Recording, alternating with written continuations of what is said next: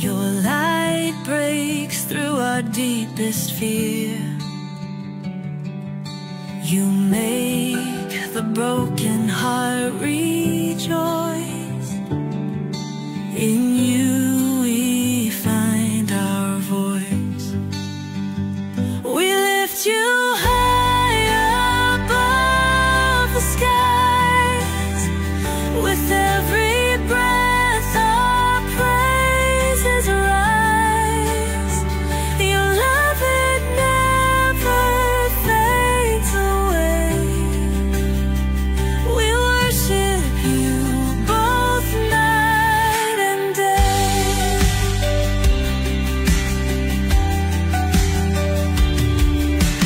Chains are broken in your name. In you we are never the same. Your power flows like mighty streams, fulfilling all our dreams. We lift you high above the skies. With every breath our praises rise. Your love, it never fades away. We worship you both night and day.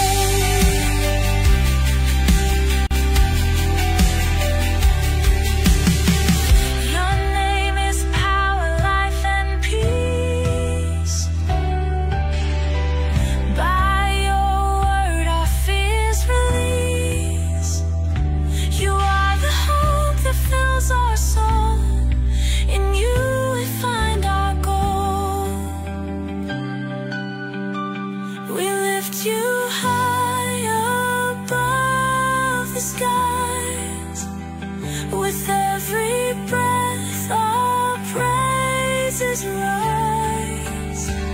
Your love, it never fades away. We worship you both night and day.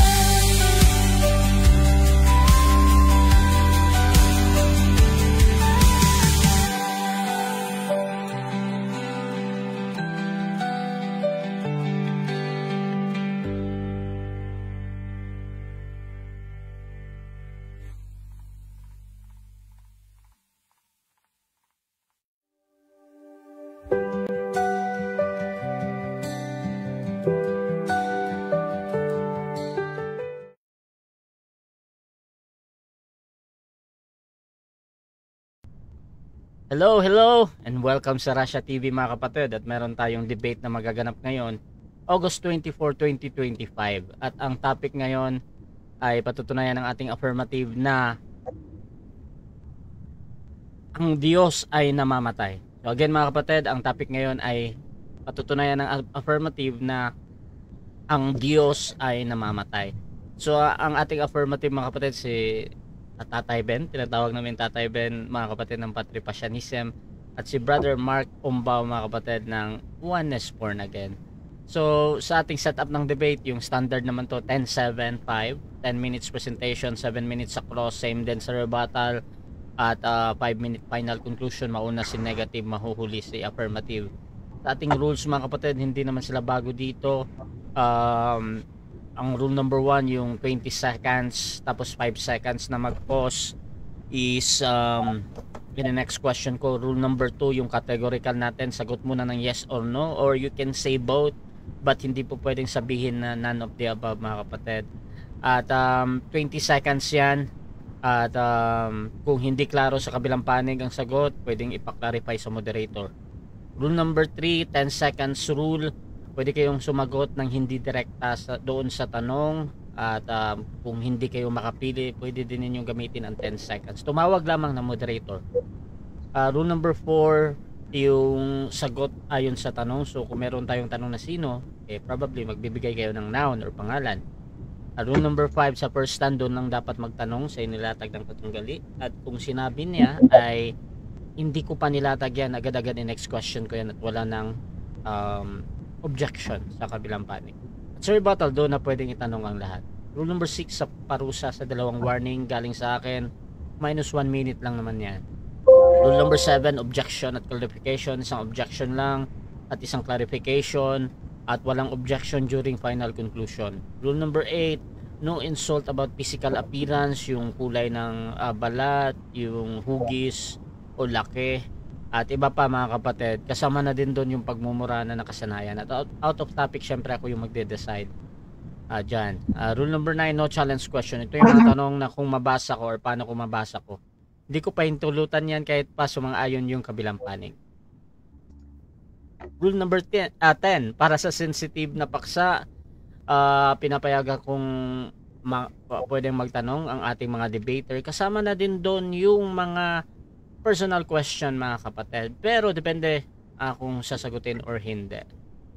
Pwede naman tumanggi. Rule number 13, yung liability disclaimer ng ating platform at host.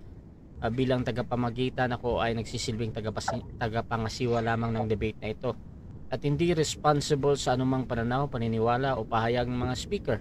Ang mga sagot at opinyon ay pananagutan mismo ng nagsalita at hindi rin ako mananagot sa anumang hindi pagkakaunawaan, pagkasira ng relasyon o iba pang epekto dulot ng nilalaman ng debate na ito.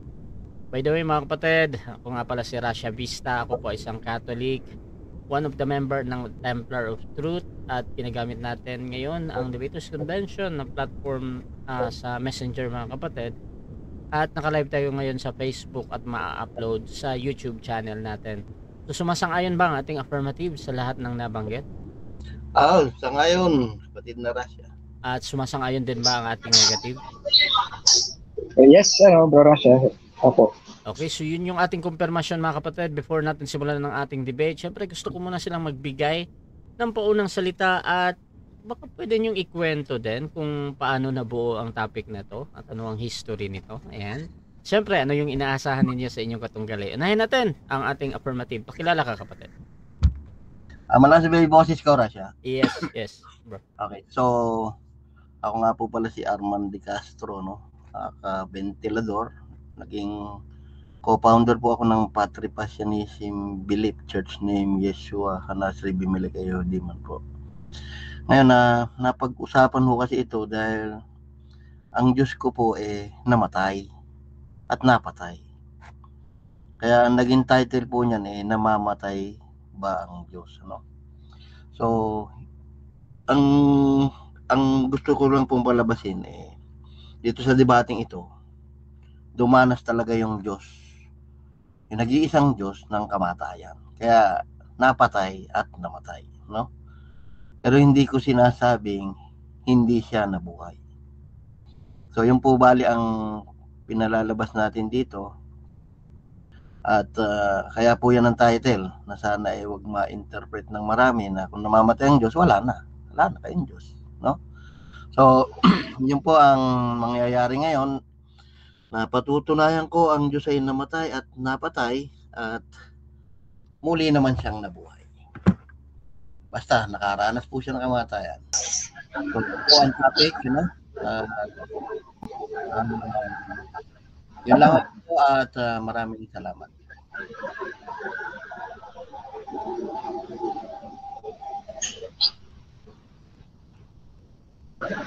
Dako din tayo mga kapatid sa tututol naman. Pakilala ka kapatid. Okay po, mapagpalang hapon sa lahat na narito sa NEDCON at sa mga makakakinig ng ating talakayan.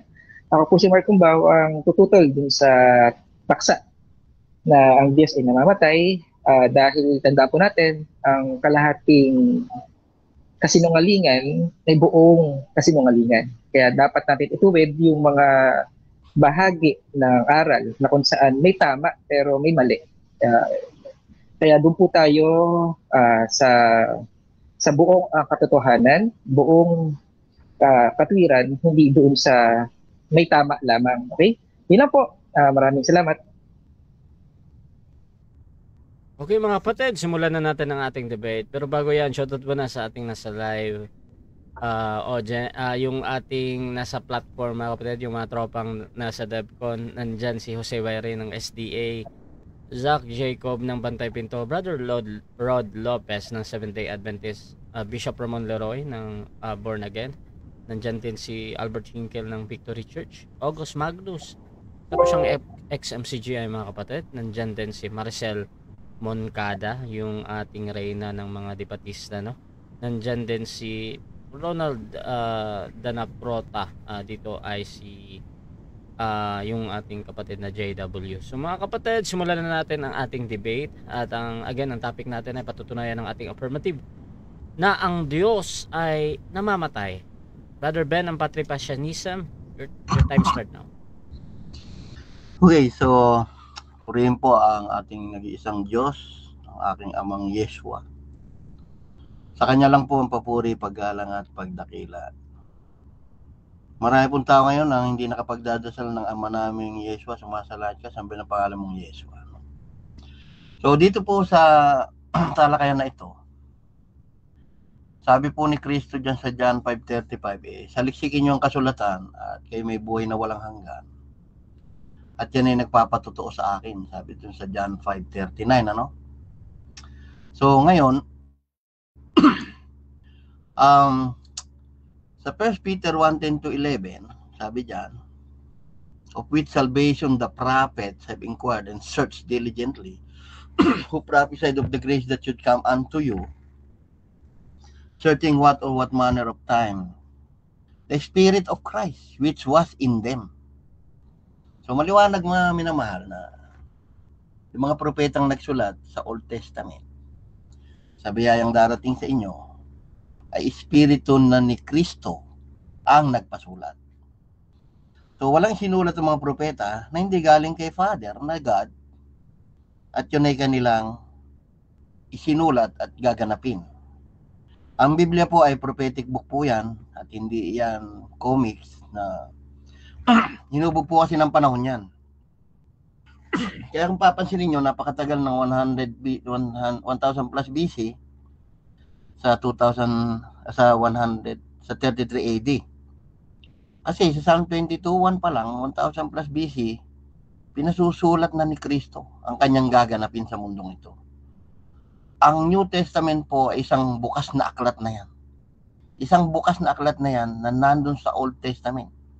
Pati kamatayan ni Judas, pagbebenta ng 30 pirasong pilak sa Jeremiah, pagkadating ni Elias bago dumating kahindik-hindik na araw niya, sasakay sa asno, Diyos ko. Kaya nga po sinulat dyan sa Psalm 22:1, Diyos ko, ba't mo pinabayaan? Sulat po ng Father yan. Kalooban po ng Father, yung pinasusulat doon kay David. Kaya nga sabi dyan, 22:16, darating ang panahon, they pierce my hand and my feet. Inuulit ko, bukas na aklat po yung New Testament sa Old Testament.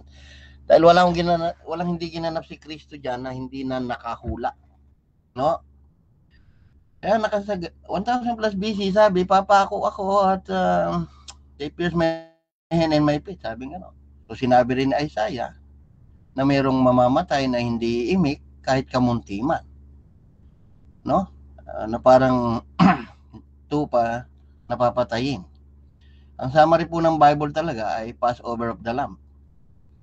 Ginusto ng Diyos na mamatay, kaya wala kayong magagawa.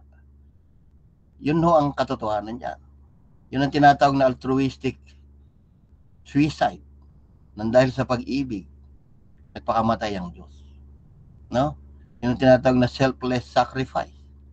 I-research nyo po yung altruistic suicide, yan ay isang kabayanihan sa pagliligtas ng lahat ng tao. Dahil ganyan na tayo kamahal. No? So, yung maker, yan ang ating asawa sa Old Testament. Ngunit kinakailangan yung maker na yan ay mamatay. Para sinabi sa Romans 7:4 na kayo ay lipi ng kasulatan, sabi diyan, wherefore my brethren, you also become dead to the law by the body, that you should be married to another. Ipakakasal kayo sa iba. Kanino? To him who is raised from the dead. So lalabas, kailangan maging asawa nyo talaga, mamamatay. Dahil kung hindi, di kayo maboborn again. Then come to him, the disciples saying, why do we prophets pass off, but the disciple pass not. Bakit ayun na yung mga apostol ni Juan, pero yung kay Kristo hindi? Sinabi nung kasama yung lalaking ikakasal. Can the children of the bride chamber mourn as long as the bride is with them? Sabing ganon. I praise you, brethren, that you remember me in all things and keep the ordinance as I deliver them to you. Therefore, that my Father loved me because I lay down my life that I may take it again. No? So, no man take it from me. Sabi niya ganon. Ngayon, sa 9:16, kailangan mamatay. For wherefore testament there must also necessity for the death of the testator. Kung hindi mamamatay, yung gumawa ng tipan, useless, void yan. No? For testament is of force after men are dead. Otherwise, it is no strength. All while the testator liveth. Habang nabubuhay yung testator, walang kwenta yung tipan. So, whereupon neither the first statement is dedicated without blood. Yan ang sinabi, hindi yan pang tao, kundi para yan sa Diyos, kaya binanggit dyan si Moises. Sa Acts 3:15, and killed the Prince of Life, sa King James Version po ito, pero sa original na salin niya, kahit basahin sa Vulgate and Douay, pababa, sa mga lumang salin, Origin of Life, kahit sa ADB, pinatay niyo ang lumikha ng buhay. So, ito po ang pinakamatinding talata na aking ibibigay sa kanya. Pinatay yung source of life. No? Whom God has raised from the dead, whereof we are witnesses. So, Acts 7:52, pinatay nyo si Joshua. Sabi ni Esteban. At sinabi ni Pablo na ang Diyos ng ating mga magulang, si Joshua pa rin. The God of our Father both chosen thee, that thou shouldest know His will and see that Joshua. Ngayon, si Joshua pala is God of our forefathers. At sinabi sa Acts 3:13 yan, the God of Abraham, Isaac, and Jacob, the God of our father. So lumalabas, si Joshua na pinatay, Diyos na ng ating mga magulang na pinatay, na kinuwento ni Esteban, kaya siya pinatay. O, di ba? Linaw niya, no? And ito, babaliin din to nung kadebate ko na Revelation 1:18, sabi na ng Diyos, I am He. Ako siya. Hindi sinabi dyan na ako ay lalaki. I am He, lived the dead, and was dead. Ayan ang babaliin niya ngayon. Walang sinasabi dyan si Kristo, namatay lang laman ko. Basta sinabi niya dyan, namatay ako. Ano? Espiritu ni Kristo ang sasalita dyan. Kaya paano babaliin niya yung kahalabang ko yan, no? Revelation 1:18, sabi rin sa 2:8, the first and the last, which was dead, and is alive. So, nakaranas ng kamatayan talaga yung Diyos ko, no? Dahil siya na nagsasalita eh. I am He. Hindi naman niya sinabing, lalaki ako. Hindi, ako siya. Sabi niya. Yan yung tinutukoy sa John 8:24-25. No? That you will die on your sin if you do not know that I am He. At isa pa, mga minamahal, sa Panginoong Jesucristo, ang sinabi niya sa Revelation 5:5, ang namatay po ay yung root of David, hindi yung offspring. At ang masakit, meron po yung 7 seal, may 7 spirit yan ng Diyos na isinugo sa buong lupa. No? Root of David. Pag binasa niya sa 5:6, sinabi po dyan, 7 eyes, which are the 7 spirits of God, sent forth into all the earth. Isipin nyo yan. Yan yung nasa Zechariah 4:10. No? Na paningin ng Diyos, sinusugo sa buong lupa, ay nasa mata ng kordero at root ni David at hindi offspring. Ngayon, pag sinabi naman ng kalabang ko sa 1 Timothy 1:17 daw, eternal immortal, talo siya. Bakit?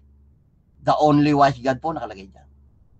Now, to the King of eternal and invisible, the only wise God, be honor and glory forever and ever. Sabi po sa Judas 1:25, the only wise God, our Savior, is si Jesus po yan. Oh. Ngayon, sabi sa Roman 16:27, the God only wise, the only wise God, be glory to Jesus Christ forever and ever. Inireveal po dyan na iisa lang ang only wise God, iisa ang Diyos ng ating mga magulang, iisa yung only wise God na napatay, na sinasabi ni Pablong immortal, doon sa kanyang pinangangaral, doon sa Galatia 22, sa Galatia 26, sa Acts 26:20-21. Ano po? At sinabi niya nga dyan, Haring Agripa, sabi niya, no? ang pinangaral po diyan ni Pablo, yung namatay, no?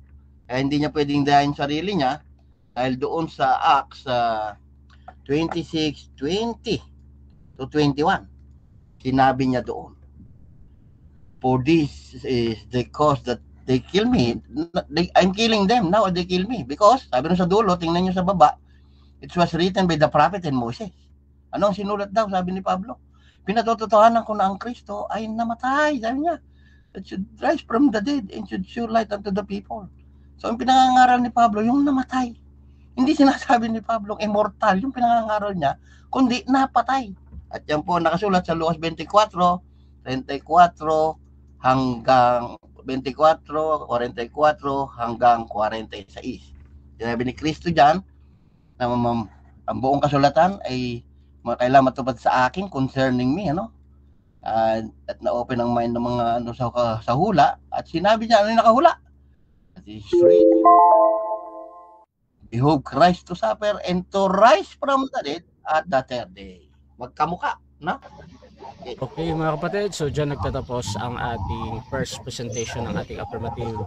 Brother Ben, founder ng Patripasyanism. Ako founder. Padako tayo sa ating 7 minutes na pagtatanong ng ating negative. Brother Mark ng Oneness Born Again, your time start now.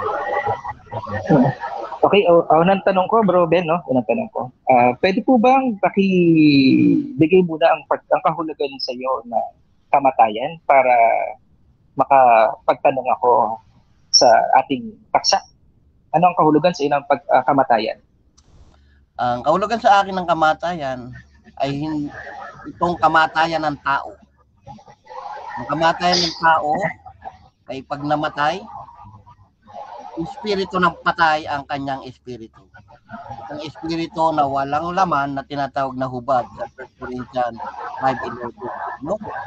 So, espiritu po ng patay ang tawag ko doon dahil nga sila ay wala sa kanilang laman sa panahon natin. Salamat. Ano po yung paliwanag nyo sa espiritong patay? Ano po yung paliwanag nyo? Pakilinaw po yung kamatayan sa espiritu. Ano po ba yan sa pagkaunawa niya? Okay, so ganito yan. Kapag ang isang tao ay nakahiwalay sa kanyang original na naging laman, so, ang tawag ko dyan, tawag natin dito sa mundo, sila yung mga patay. No? Masasabi lang natin sila ay buhay kung bumalik sila sa kanilang katawan at nagkaroon ng katawan. Okay. Malinaw po yung sagot nyo. Premise muna po ako, Bro Ben, no? Bro Rasha, mag-premise na muna ako. Malinaw ang paliwanag mo, bro, na yung kamatayan sa espiritu pagkahiwalay sa kanyang creator. Okay? Yung sarili po ba ni Jesus Christ, kailan po siya nahiwalay sa kanyang sarili? Nung inilibing siya ng patay, hindi naman siya inilibing ng buhay. Kung nalagatan siya ng hininga, yun yung paghiwalay na nangyari. Okay. Isang katawan siya, no? Hindi siya chap-chap sa amin. Okay, linawin po natin, no? Nung namatay si Kristo, nahiwalay ang kanyang sarili, yung kanyang, alam ko, stand mo kasi walas ka, no? Creator siya ang creator. Yung creator, nahiwalay, ang kamatayan sa espiritu, premise po to, ang kamatayan sa espiritu, nahiwalay, yung creator, dun sa kinreate. Okay? Sabi mo, ang sagot niyo po, nahiwalay nung nilibing siya. Ganun po pa talaga, nahiwalay yung sarili niya sa kanyang sarili? Ganun po ba pagkaunawan niyo, Bro Ben, o hindi ganun po? Bali, ganun yung nangyayari. Ang isang patay, alam niyang patay siya dahil yung nakikita niya yung katawan niya, nakalibing.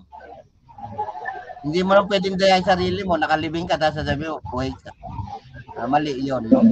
Kaya si Kristo, binaliktan niya yung katawan niya, kaya may sinabing binuhay, kasi may namatay. At yun ay siya. Kaya yun, sarili niya. Ano yung mali, bro, Ben? Ano yung mali? Mali na nahiwalay yung sarili niya sa kanyang sarili, o mali na na hindi nahiwalay yung kanyang sarili na namatay siya? Ano po ba yung minamalian mo dun sa pahayag mo mismo Ano yung minamalian mo na mali ang pagkaunawa? Mali yung pagkaunawa mo dahil ang isang namatay, hindi niya pilit na buhay siya, o yung katawan niya nakikita niyang nakalibing. Hindi niya pwedeng dayain yung sarili niya na nakalibing siya, hindi siya umiiga, sasabihin niya buhay siya. Walang ganon. Sige, tiwanan na kita kung hindi mo sasagutin ng diretso, no? Kung 1 Timothy 1:17 tsaka 1 Timothy 6:16, kontra po ba sa Acts 3:15 na sa 1 Timothy, linawin ko muna, 1 Timothy 1:17 tsaka 6:16 walang kamatayan, pero dun sa Acts 3:15 pinatay yung source nung buhay. Nagkokontrahan, o kung hindi nagkokontrahan, ano po ang paano niyo ma-reconcile yung mga talata? Binasa ko naman na kanina na yung source of life ang napatay. Sinabi ni Pablo yan kasi buhay na yan nung natawag siya, pero alam niyang yan yung namatay.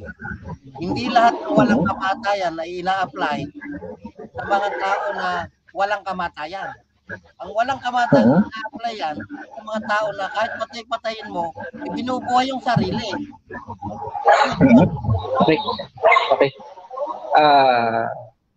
Kahit na walang kamatayan, may kamatayan, hindi po ba yun malinaw na salungatan sa pinapahayag ng kasulatan? Hindi po ba direktang, obvious, halatang halata na kontrahan na walang kamatayan pero minsan namatay? Hindi ba diretsang obvious na ano yan? Direktang contradiction yan? Hindi po ba? Totoong contradiction yan? Oo, hindi. Hindi yan contradiction kasi pag sinabi mong walang kamatayan, gaya ng sinasabi ko sa inyo, hindi ina-apply yan doon sa hindi lang namamatay. Ina-apply yan doon sa tao na pinapatay mo, binubuhay yung sarili. Ikaw man pumatay ng tao, buhayin niya sarili niya, walang kamatayan ng tao na to Yun ang sinasabi ni Pablo dyan. Dahil yung pinangangaral ni Pablo dyan sa Acts, yung namatay at muling nabuhay. Alam niyan, yung utak ni Pablo may contradiction. Nabasa niyo lang Timothy 1:17. Okay, next question. Yung Diyos mong pinaniniwalaan, bro Ben, yung pinaniniwalaan mong Diyos, yung sinasampalan na tayanan mong nasa Bible na Diyos ko, no? Yan po ba ay posible po ba sa kanya? May kakayahan po ba siyang hindi mamatay pero magbigay siya ng buhay? Pwede po ba yun na siya ay hindi mamatay pero magbigay siya ng buhay? Imposible po ba yan sa Diyos na kinikilala mo o imposible o posible sa Diyos na kinikilala mo? Doon sa mga sinulat niya, imposible. Bro Rasha, objection na. Oo, categorical, Bro Rasha. Posible nga, sabi ko. Posible. Oo, tuloy-tuloy. Pero, tandaan nyo, merong kasulatan. Merong nakahula dyan na may mamamatay from Genesis to Malakay, na hinintay na napakabang panahon na merong makakat off dyan. Sa 17th of Daniel, kung makakat off. Tagal nyo hinintayan, tapos ngayon palalabasin nyo, walang namatay. Time. 7 minutes time. 10 minutes. Okay, so dyan nagtatapos mga kapatid ang ating first cross ng ating negative sa affirmative. So, shoutout muna sa ating nasa live mga kapatid. Shoutout kay Emmy Alfonso, yung aking tatlong sister, si Sister Grace Barrios at saka si Sister Maria, at nandyan din si Sister Emmy, no? Shoutout kay Sister Emmy. Ox din yan si Bro Ombaw. Dapat yung bawat sasabihin mo, di ko kontra sa ibang verses. Sabi naman ni Albert Hinkel, nag-respond daw palagi, parang ML lang. Shoutout din mga kapatid kay Pedro Esmero. Parehong may tama naman, depende sa context, sana may utak yung nag-debate. Shoutout din kay Jason Billones, tumatawa lang siya dito. At dyan din sa ating nasa ibang forum mga kapatid. So, dako tayo sa ating negative first stand, Brother Mark Ombaw ng Oneness, Born Again. Your time start now. Okay, salamat sa pagkakataon. No? Muli natin i-depensahan ang totoong aral ng Scripture. Okay? Kami ni Bro Ben, bigyan ko lang kayo ng konting background. No? Kaya gato ka-concern sa ating magiping na debater kasi siya ay masigasig sa pangangaral. Kaya ina-admire ko itong ating katalakayan. Okay, ano po ba yung observation ko? Masasabi ko sa natapos na tanungan, umamin po yung ating katalakayan. Posible pala eh. Oo. Yung posibleng yun yung daan para magkasundo yung mga talata. Oo. Kasi marami kasi yung mga Muslim, mayroon napakitsang katutak na nakikitang konflikt sa nakasulat sa buong Biblia. Nasa katutak na konflikt. Kung walang banal na espiritu, hindi talaga mapagkakasundo. Ang mahirap kasi sa mga nakita kong debater, ang nakita ko sa maraming debater, pipili ng doktrina na pabor sa kanilang sekta. Pero yung ibang talata na kontra sa kanilang sekta, ang katapatan nila nasa sekta nila, hindi sa katotohanan, hindi sa Diyos. Ngayon, linawin po natin, hindi ba ang sakit pakinggan ang Diyos mo namamatay? Mayroong Espiritu Santo agad magsasabi sa iyo, wag mong lulukin yung ganyang paniniwala. Wala bang Espiritu Santo na nagsasabi sa iyo, Bro Ben, na yan ay hindi sa Diyos, namamatay ang iyong Diyos? Ha? Eh siguro matigas na ating talagang konsensya at ating puso kung wala na, hindi na natin napapakinggan ang pahayag ng Espiritu Santo na ang Diyos ay hindi namamatay. Bakit ba masasabi kong hindi namamatay? Ang linaw naman ng talata, Bro Ben, bibigyan ko ng 2 talata, di ba? Hindi naman kasi ito paramihan ng talata, Bro Ben. Oo, hindi naman ito paramihan ng talata. 2 talata lang, sapat na panghawakan mo ang Diyos mo hindi namamatay. Ang linaw, tanggap mo, bro, di ba? Sabi doon, walang kamatayan. Pero kay Bro Ben, merong kamatayan. Minsang namatay. Eh sabi nga doon, hindi walang kamatayan. Wala. Zero. Tandaan mo po, Bro Ben, yung maging maging sensitive ka sa mga talata, o maingat ka sa mga talata, paghimay-himay ng talata, para maunawaan mo tayong totoong mensahe. Gagamit si Bro Ben ng Acts, Acts 3:15. Gumamit siya ng Acts 3:15 na pinatay daw yung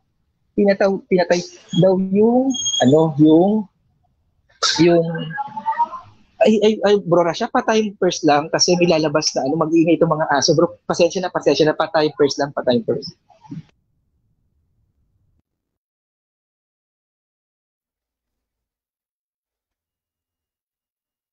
Okay mga kapatid, habang hinihintay natin, shoutout muna sa ating nasa live mga kapatid kay Roy Rago, nandyan din si Emmy Alfonso mga kapatid, at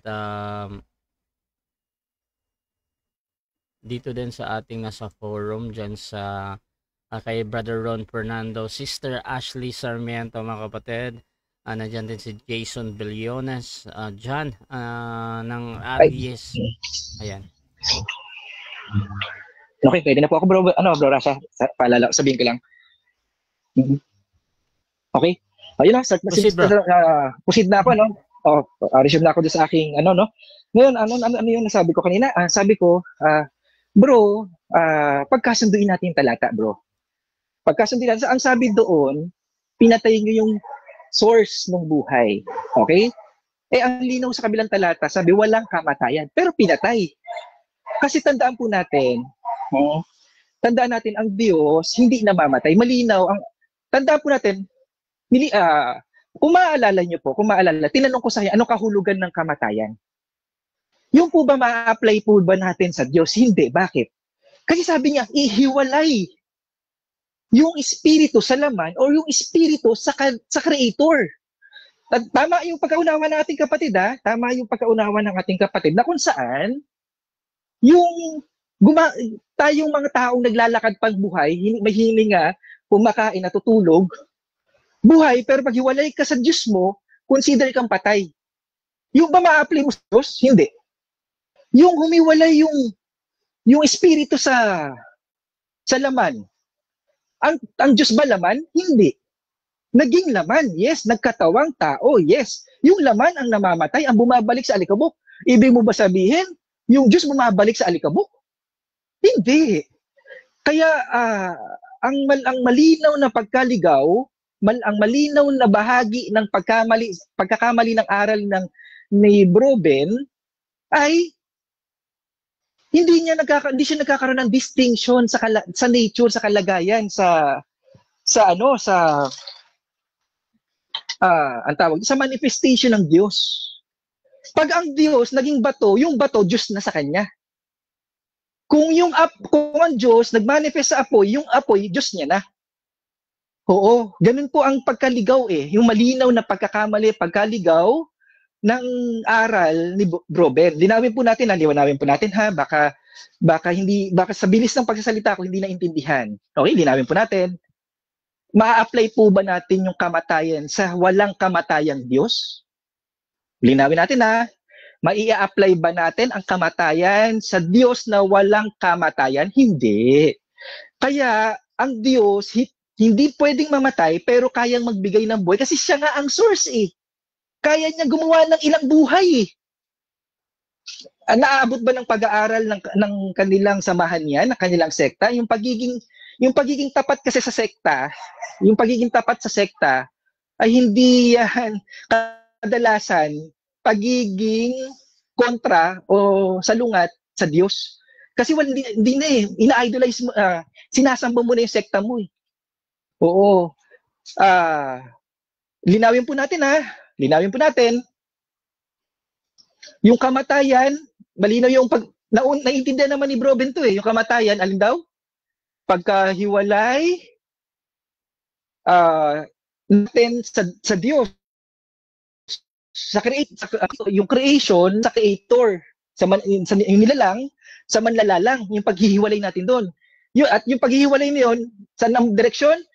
Kasama ang demonyo sa eternal damnation. Yun ang kamatayan Paghiwalay sa kanyang sa manlalalang niya at ang makakasama niya, yung demonyo saan? Sa eternal punishment. I-apply mo sa Diyos yung Bro Ben. I-apply mo. Bro Ben, bibigyan natin ng isa pang pagkakataon. Magbigay ka ng talata na yung espiritu ay namamatay na kung saan naghihiwalay yung katawan niya panlangit at yung espiritu sa kanyang katawang panlangit. Kung may talata ka, baka maka-score ka pa, Bro Ben, no? Magbigay ka po ng talata na yung katawang panlangit ng Diyos ay humihiwalay yung espiritu. Kasi isa sa kahulugan ng ng kamatayan. Humihiwalay yung espiritu dun sa laman lupa. Sabi kasi ni Bro Ben, may katawang panlangit, kaya humihiwalay yung espiritu, katawang panlangit, kaya siya namamatay. Kaya sana sa iyong pangalawang pagtayo ay ibigay mo na yung talata. Kasi pamilyar ako sa lahat ng talatang binigay mo, ang tinatayuan mo lang ay walang tibay-tibay na namatay si Yahushua. Parehas po tayo doon. Wala tayong pagtatalo doon na namatay yung tao. Kaya nga ang linaw sa talata to. Ibigay natin yung talata sa Teka, ayaw bumukas ang cellphone ko. Ayun. Sabi nga dito sa 1 John 4:2. Bro Ben, namin yung talata, Bro Ben, ha? Sa 1 John 4:2. Dito'y nakikilala ninyo ang Espiritu ng Diyos, ang bawat espiritong nagpapahayag na si Yahushua ay naparito sa laman ay sa Diyos. Hindi naparitong Diyos na laman o 50% o medyo Diyos, medyo tao. Hindi ganda na pagkasunod. Huwag tayong lumabis, humigit. Sa nakasunod. Sabi niya dito, naparito sa laman. Kaya, Bro Ben, kung namatay yung laman, nagbigay siya ng buhay ng tao, hindi buhay ng Diyos. Buhay ng tao. Binigay niya yung buhay ng tao para maramdaman niya yung pain, maramdaman niya maiparamdam niya yung greatest love sa tao, para maibigay niya yung kanyang buhay. Ay malinaw na parehas tayo ng stand yung taong si Jesucristo, taong Yahushua ang namatay, hindi yung taong Diyos, hindi Yahushua ang Diyos. Okay? Tandaan natin maraming distinction sa kalagayan ng Diyos. Iba yung bato sa apoy, iba yung anghel sa clouds, iba yung manifestation ng Diyos sa tao at sa anghel, iba yung manifestation ng Diyos sa iba't ibang may distinction yun, Bro Ben. Yan ang paraan para mapag-harmonize, mapagkasundo-sundo natin ang talata.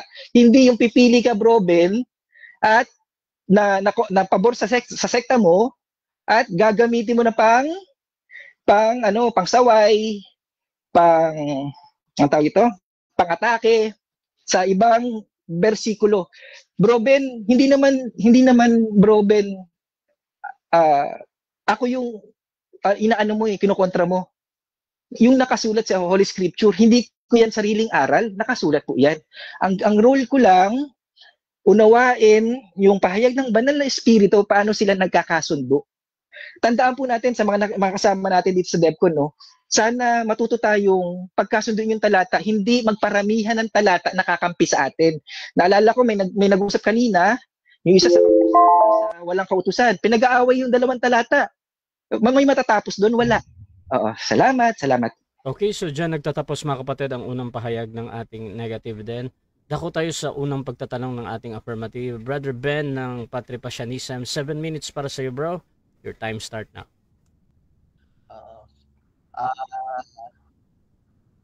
Bro Mark, narinig ko, sinabi mo sa akin na pag yung bato, isasambahin ko, bato na.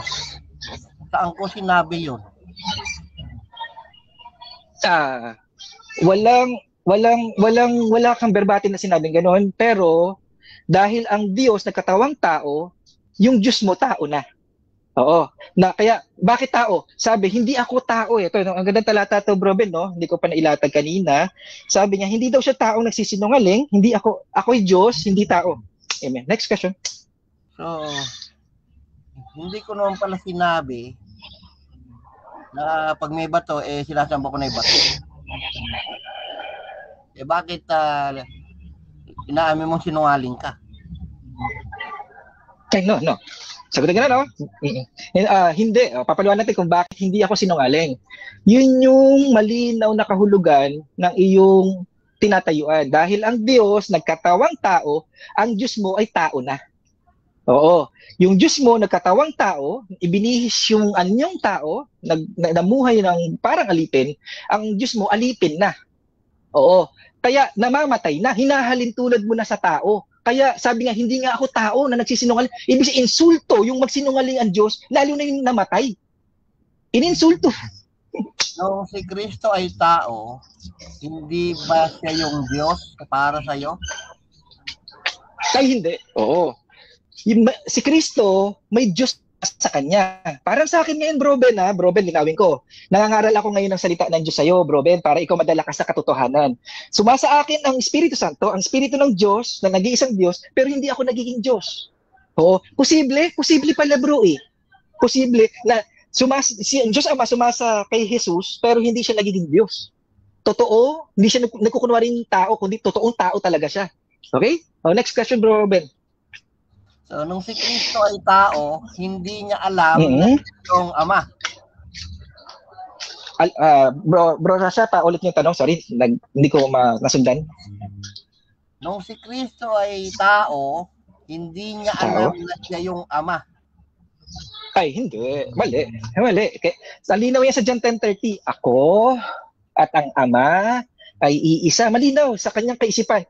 Pero dahil bilang tao, staggered yung binibigay na kaalaman, pati yung second coming niya hindi niya alam eh.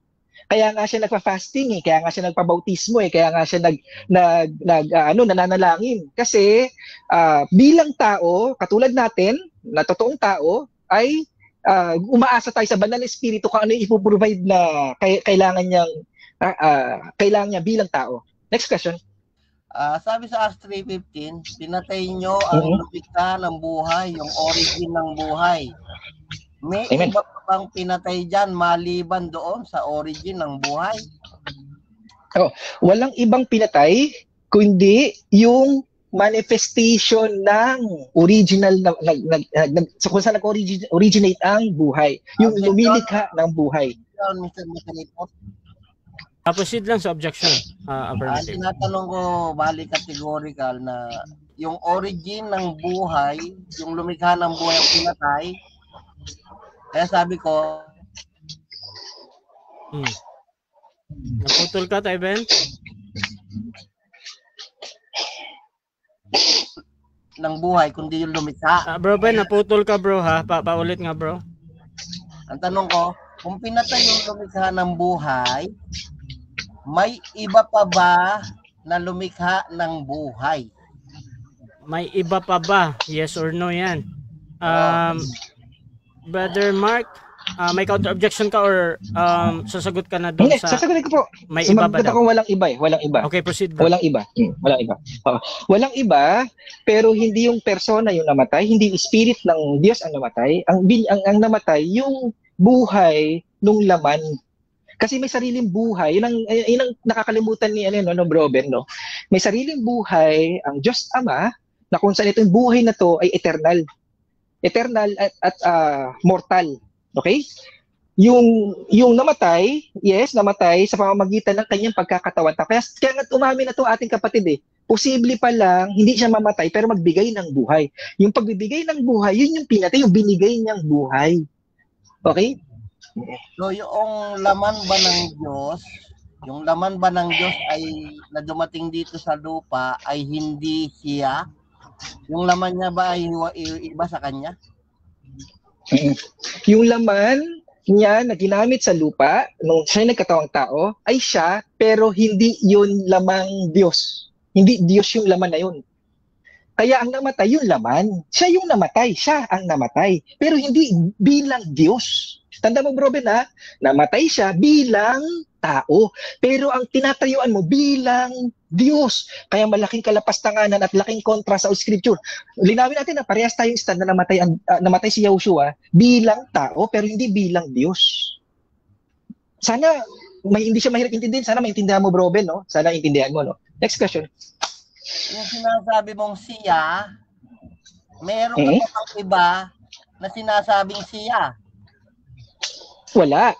Pero maraming siya na iba-ibang kalagayan. Yan ang ipaunawa natin. Baka nahirapan si Bro Ben maintindihan, no? Ang Diyos, maraming manifestation. Isa sa manifestation ay nag-alay ng buhay. Pero wag mo naman lahatin yung buong Diyos ang nawala. Wag mo naman gawin yung buong Diyos na matay. Insulto po yung parang ikinukulong mo ang Diyos sa maliit na pirasong laman. Yung bang I am sa iyo chap-chap by katawan ng Diyos mo pag sinabing ako? Ulit, sorry bro Rasha, sorry hindi ko nasundan. Pag sinabi bang ako, I am, chap-chap ba yung katawan ng Diyos mo na may body, soul, and spirit? Chap ba daw? Chap-chap ba yun? Ay, no. No, proceed. Sagot ko bro, no. Kasi una sa lahat, hindi nachachap-chap ang katawan ng Diyos, okay? Ang espiritu, hindi nahahawakan eh. Hindi na maliban lang, gagamit siya ng isang manifestation para mayakap natin siya, gagamit siya ng apoy para makita natin siya, gumamit siya ng anghel para makaharap natin siya. Kung i-chap-chap yung Diyos mo, ang maranasan ng isa, naranasan din ng dalawa. Body, soul, and spirit kasi yan eh. So kung naranasan ng isa na mamatay, naranasan din ng dalawa. Sa bahagi ng katawan niya. Tama, mali? Mali. Hindi. Ibig sabihin, yung Diyos mo, pag naranasan naranasan ng Diyos mong tumae. Tama? O mali? Ibig sabihin, time stop, Brother Mark. Brother Ben, anong objection natin? Ang bali kasi ang tanong ko, isang katawan si IM no? Ang ginagawa niya, kinapkap niya na body, iwalay, soul, iwalay, spirit, iwalay. Kaya sabi ko, kung naranasan ba nung isa doon sa tatlo na yon sa IM, hindi ba naranasan ng isang buo yon? Para gano'n ang sinasabi ko. Wala sinasabi kumata yung isa doon. Okay. So nagka-clarify ka pa sa pauna mong tanong, Tatay Ben, yung objection mo. Brother Mark, may counter objection ka doon or hahatol na ako? Ang counter ko lang, sumagot ako ng categorical. Kung hindi niya tanggap yung sagot ko, okay. Sorry na lang talaga. Okay, so dito, Brother Ben, sumagot naman siya doon sa mali daw, yung ano na yon. Tapos nagpapaliwanag siya doon, bro. At yung pagpapaliwanag niya sa moderator, that is a valid answer naman. Brother Mark, continue ka lang sa pagsagot mo, bro. Okay, maling-mali, no? Kasi sabi ko nga sa'yo, yung Diyos niya, nagkatawang tao na yung Diyos. hindi niya naintindihan ang Diyos, pwedeng magkaroon ng iba't ibang kalagayan. Kasi Almighty God yung bro. Ano yung Time. makumbaba ako. Okay, salamat. Okay, so dyan nagtatapos ang first stage ng ating debate. At ako tayo sa rebuttal mga kapatid. Pero bago yan, shoutout muna kay Pastor Cesar Baladad ng Church of the Firstborn. Sabi niya, ang namatay si Jesus at pinako sa krus. Gawa 2:36. Sabi ni Roy Rago, sino ang namatay? Siya. Brother Mark, pamute nga muna bro. Siya means personal pronoun. It refers to person, not human nature. Sabi niya, Mr. Negative, sino yung namatay sa krus? Tao, Diyos. Shoutout din mga kapatid kay James Sumalag.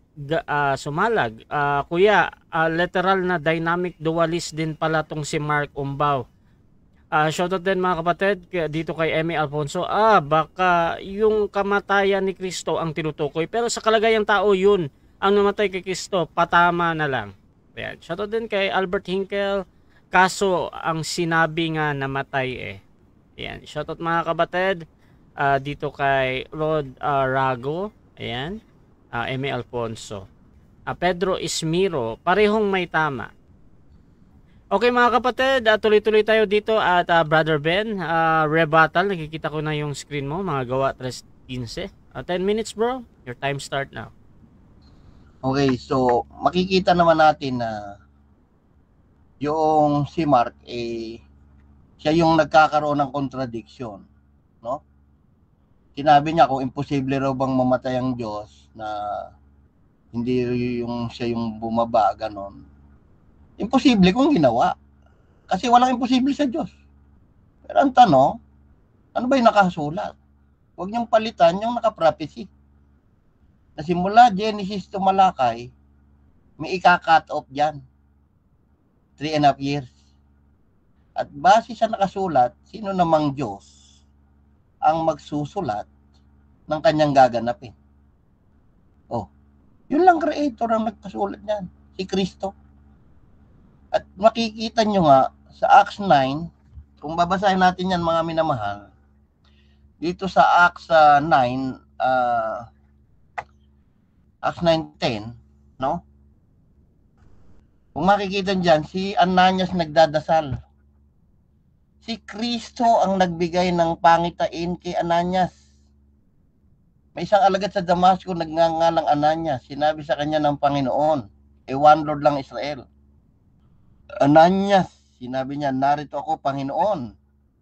Sinabi sa kanya ng Panginoon, magtindig ka at pumarong ka sa isang lansangang tinatawag na matuwid at pagtanong mo sa bahay ni Judas ang nagngangalang Saulo. Lalaking taga-Tarso sapagkat narito siya'y nananalangin. Isipin niyo, bulag si Saulo dyan, nasa ibang lugar, kausap ni Kristo si Ananias sa pangitain. Bakit alam ni Kristo yung dasal ni Pablo? Bulag pa yan, nagdadasal na yan. Ngayon, ano sabi ngayon ni Ananias? Ano po ba'y dasal niya? Parang ganun eh. Tinuloy ni Kristo. Nakikita kanya. Nakikita niya ang isang lalaking nagngangalang Ananias na pumapasok. Pinapatong ang kanyang kamay sa kanya upang tanggapin niya ang kanyang paningin. I-analyze niyo yan. Diyos na yan na inyong dinadasalan. Saan ka na nakakita nagbibigay ng vision? Tapos alam yung dasal ni Saulo at ang idinadasal po ni Saulo, nakikita ni Saulo na yung kausap ni Kristo na si Ananias ang nakikita doon sa dasal ng isang bulag. Nakukuha niyo ba yan? Nangatwiran niya si Ananias. Inabaltaan ko tungkol sa taong ko, maraming pinatay sa yung pangalan eh. Sabi niya gano'n. Tapos papadala mo ko ron para gano'n. Nangangatwiran siya eh. Di siya may kapahintulutan sa mga pulong sacerdote, nag-apusin. Na nagsisitaw sa yung pangalan. Dapat sinabi sa kanya ng Panginoon, pumarong ka. Pagkat siya lang hirang sa akin upang dalhin ng aking pangalan sa harapan ng mga hintil at ng mga hari at mga anak ni Israel. Kung makikita ninyo, yung Diyos lang ang nagbibigay ng pangitain dyan. Kaya sinabi dyan si Jesucristo. At yung Jesucristo na yan, na nagbigay ng pangitain at nakakaalam ng dasal ng bulag, nga nakakatawa dun. Nakahanga-hanga eh. Sabi mo, kausap kita. Alam ko si Saulo nagdadasal. Bulag yon. Nakikita yung kausap ko na si Ananias. Nakikita niya sa dasal niya. Pinapatong mo kamay mo. Sasabihin mo, tao, hindi tao. Tao yung si Kristo. Wala namang ibang pinag-uusapan niyan kundi yung napatay. Paano nyo sasabihin na hindi napatay ang sinasabi ni Pablo?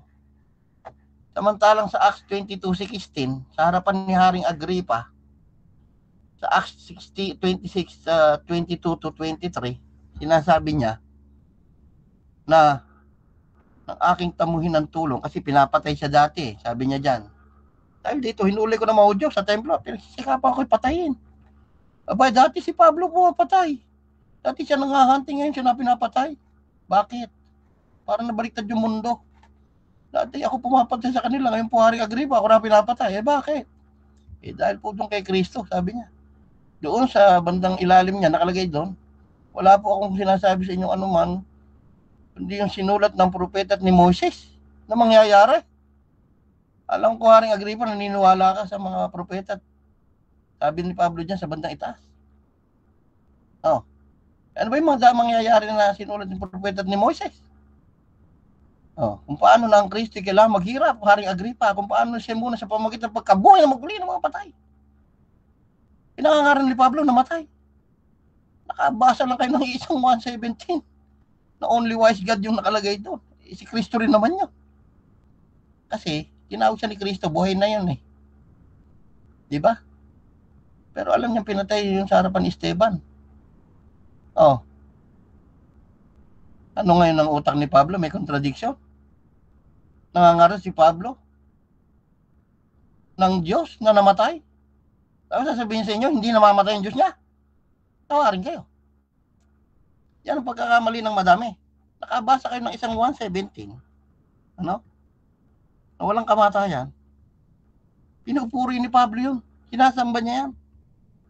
Dahil yan ang patotoo niya na binulag siya ng liwanag na yun kaya hindi niya matitigan. Yun ang katotohanan niya. Kaya nga sinabi niya sa Lucas 24 44 hanggang 45 Anong sinulat ng mga propeta? Kinakailangan matupad na lahat ng bagay na susulat tungkol sa akin. Sa kautusan ni Moses, mga propeta. Nabuk sa isipan ng mga apostol. Sinabi sa kanila, ganyan pagkasulat. Kinakailangan maghirap ang Kristo at magbago muli sa mga patay. Sa ikatlong araw. O hindi ba yan ang sinabi ni Pablo? Namatay yung Kristo, the one Lord of Israel. Tapos sasabihin mo, si Kristo ng tao, hindi siya yung ama. Patawarin kayo. Maling-mali kayo. At sinabi dyan sa 1 Timothy 3:16, ginagamit mo yung John 4:2 and 3. Pero hindi mo nakita sa 1 Timothy 3:16 na si Kristo lang ang laman ng 1 Timothy 3:16. Kasi tatay niyo dyan, wala. Walang pagtatalo, sinabi dyan. Without controversy, great is the mystery of godliness. Yung God nag-manifest in the flesh. Pinakita niya yung katawan niya. Parang Hebrew 13:2 lang yan. Mali yung mga malalakbay, baka nagpapatuloy ka ng anghel. Heavenly body yung naging baby na yun. Dinaan lang niya sa process. Hindi niya nilabas na biglang laki. Katulad ng ginagawa sa Genesis 18, Exodus 20:40. Saka Exodus 30:20-23. Nakausap niya si Moses, natatakpak mo yung batong to. Tigitigan yung mabuti yan. 1 Timothy 3:16, nasa tatay niyo dyan, wala. Yung God na nagmanifest sa flesh dyan, si Kristo. Kaya binigay yung 1 John 4:23 para hindi niyo mapalitan yan ng ibang God. Kaya sabi ron, ang nagpapayag na si Kristo hindi naging tao sa demonyo. Ang nagpapayag naging tao sa Diyos. O ayan, God was manifest in the flesh, si Kristo yan. Justified ng Spirit ng kalapati, si Kristo pa rin, John 1:33. Sinabi niya kay Elijah Juan Bautista yon. Makikita mo ang kalapate, paglaki mo. At ako magbubuti sa Espiritu Santo. Sin of angels.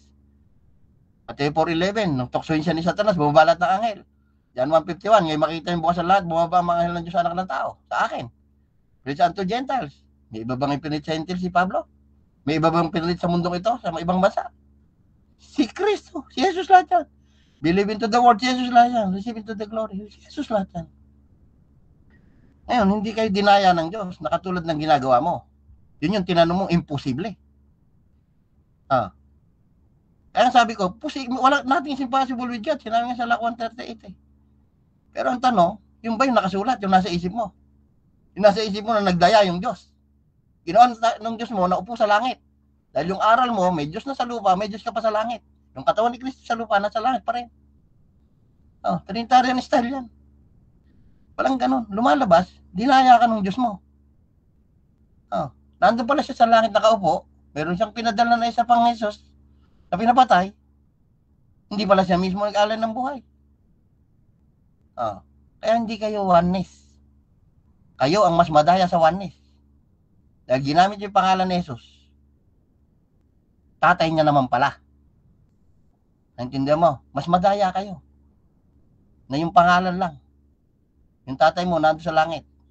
Yan sasabihin mo, namatay yung espiritu. Natural. Isang buo yun eh. Sino ang dapat mo tinatanong dyan? Hindi ano. Sino namatay? Si Jesus. Sino Espiritu Santo? Si Jesus.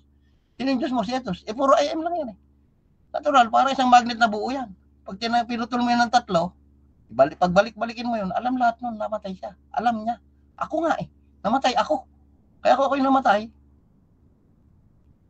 Pagbulat ng mata ko, alam kong namatay ako. Pero isang buo ako. I am the Holy Spirit, body and soul and the Spirit in my body. Ganun yun. Ang ginagawa nyo kasi, tinatanong nyo, ano, namatay? Wala naman sinabi si Kristo dyan. Ilabas nyo. Namatay lang laman ko. Kayo lang naman nagsasabi niyan eh. Sa Revelation 1:18-8, ano nakalagay doon? Namatay ako. Yan ang sirain nyo. Espiritu ni Kristo nagsasalita. Time. Okay, so dyan nagtatapos ang rebuttal ng ating affirmative. Dako tayo sa Bro Mark. Pwede ka bang mag-reconnect, bro? Medyo nag-feedback sa'yo, bro. Reconnect ka. Ay, sige. So, dyan nagtatapos mga kapatid ang rebuttal ng ating affirmative. By the way mga kapatid, sa ating mga bagong pasok dyan sa ating live, ang ating topic ay patutunayan ko na ang Diyos ay namamatay. Affirmative natin si Brother Ben Telador, co-founder ng Patripasyanism dito sa Pilipinas mga kapatid. At dito din ang ating negative si Brother Mark Umbao na magtatanong ngayon mga kapatid. So, ibibigay ko na kay Brother Mark. 7 minutes bro. Klaro na bro. Proceed ka bro Mark. Bro? No. Bro Mark? Wala kang boses bro? Bro Hello? Mark, wala Okay na? Yan. Okay, proceed ka bro. Start na ako, no? Nalimutan ko din sasabihin ko. Sandali. Okay, unang tanungan to, no? Bro Rasha, sama? Hello? Hello?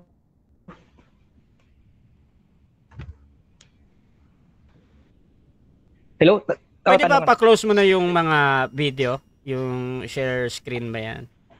Sige. Tulungan natin si Mark. Ayan, thank you. Brother Mark? Okay, unang tanong ko, bro. Sige, bro.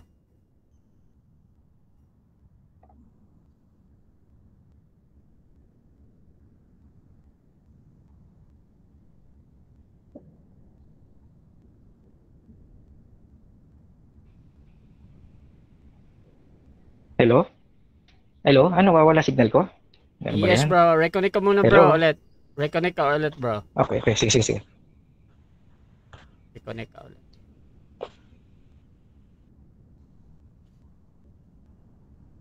May nag-on pa ba ng... Ayan, bro. Okay na? Medyo malinaw na? Sige, bro. Proceed, bro. Okay. Bro Ben, unang tanong ko. Anong pagkaalam nyo? Hindi ko po ba stand na si Jesus Christ ay namatay bilang tao? O alam nyo na stand ko yan na namatay si Kristo bilang tao? Alam mo hindi? Ang alam ko, may tatay kang naiwan sa langit. Yun ang sabi mo sa akin. Na nung katawan ni Kristo nasa lupa, may katawan ka rin ng Diyos sa langit. Kaya mali yung aral mo para sa akin. Nasabihin mo na yung aral ko ay aral mo rin. Hindi ganyan yung aral namin.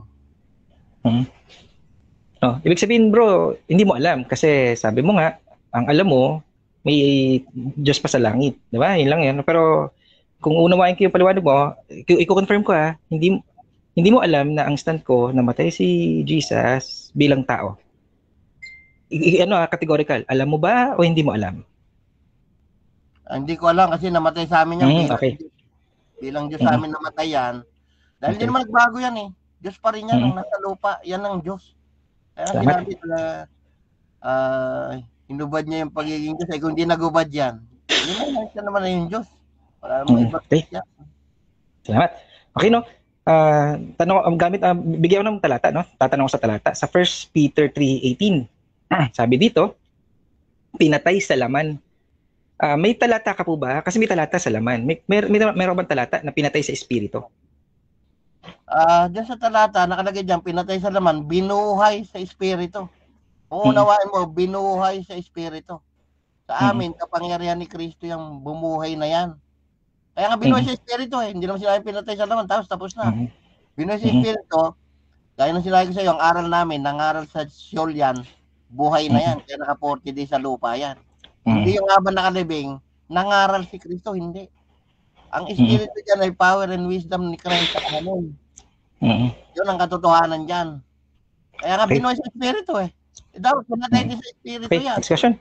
Ibig sabihin bro, dahil yun yung talata na yan yung ginagamit mo na talata na namatay sa espiritu, ibig sabihin wala ka nang maibibigay ng ibang talatang namatay sa espiritu? Tama po ba ako, bro Ben, o mali? Wala akong sinasabing namatay sa espiritu. Nakalagay nga dyan, binuhay sa espiritu.